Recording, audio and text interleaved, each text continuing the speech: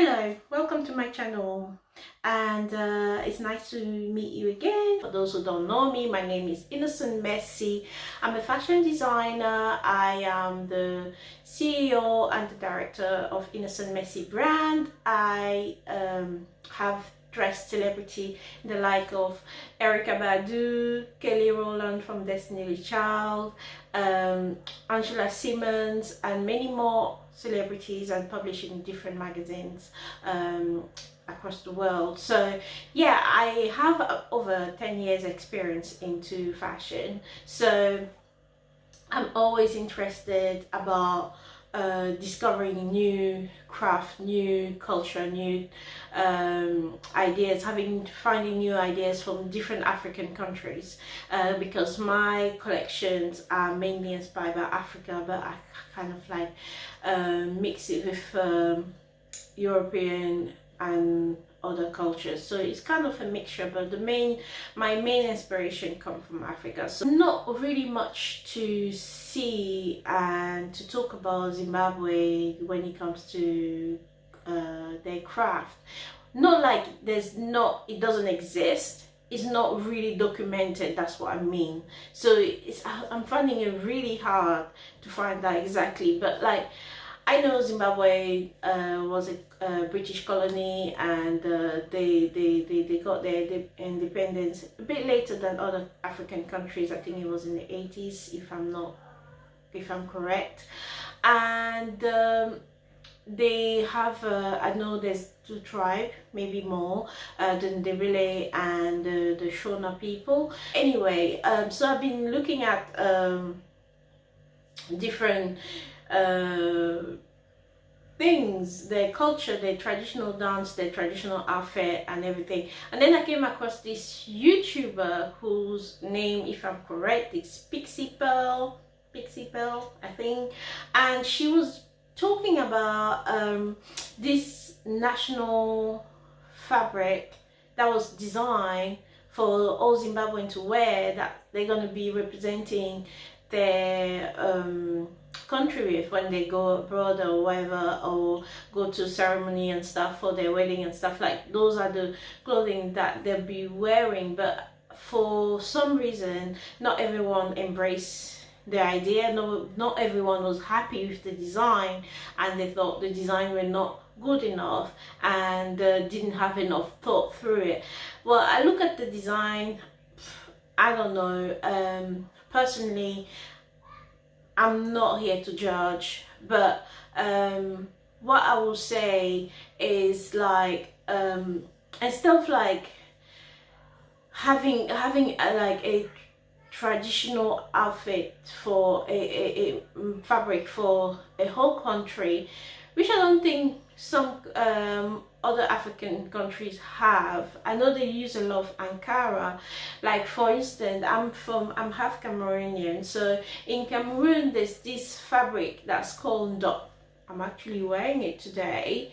Like these earrings are made with ndop, and these bangles also are made with the fabric called ndop. Is originally from Cameroon, from the Bamileke side, so in the west of Cameroon, and this fabric is now represent that side of Cameroon, but it doesn't mean that other tribes are not wearing it.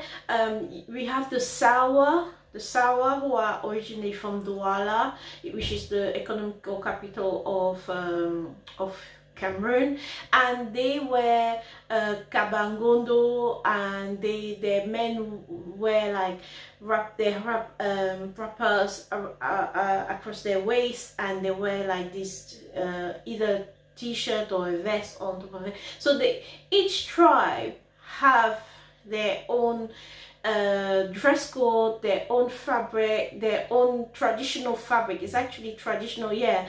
And the ndop originally is a batik tie-dye. There's a technique, traditional ancient technique that were used to it, but because today those techniques are like kind of like they're time consuming. So if you want to make a mass production out of it, it's gonna take a long time, and it's gonna cost a lot of money, and so they still do it, but those the particular fabric that I made using those techniques are really expensive. And then they came up with the idea, this is actually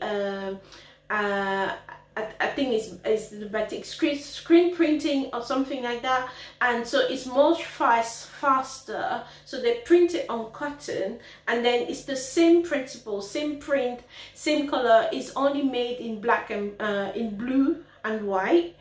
Yeah, some people are now making it like in red and white or black and like, but the original color for the tribe is blue and white, and is a fabric that was worn and still worn by the king and queens, and is used for weddings, during funeral. So like, yeah, so we have a different tribe with their own traditional outfit, and they use that to represent themselves when they go to ceremony, or when they have their weddings, or when they travel abroad. It's easy for me to recognize a Bamileke when I'm here in the UK if they wear their outfit. It's easy for me to recognize a Ghanaian, because Ghanaian have this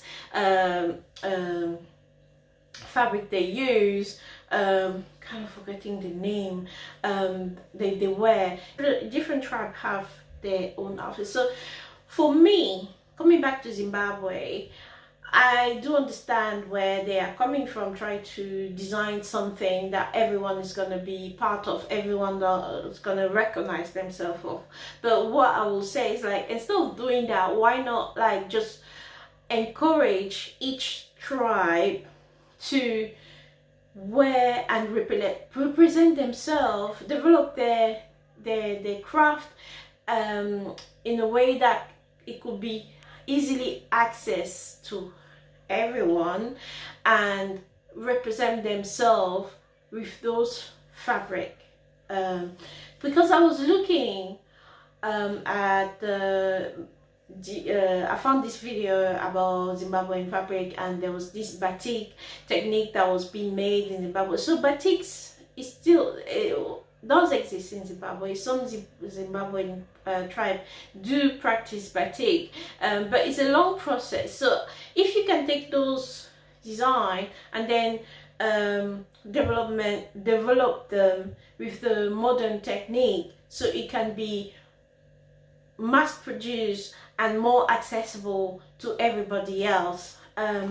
I think that's what other countries are doing, and like it looks as if they have a particular outfit just for themselves, but no, it's just because they have been taking from each tribe and bring it all together.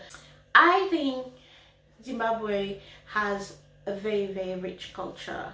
There's a big diversity there, and I think they should all come together, yeah, come together and like work with what they have, instead of, because I saw some designers and their clothing is either look very Western, like really Western, like head to toe Western, or they use Ankara, which is like used from commonly used from West Africa.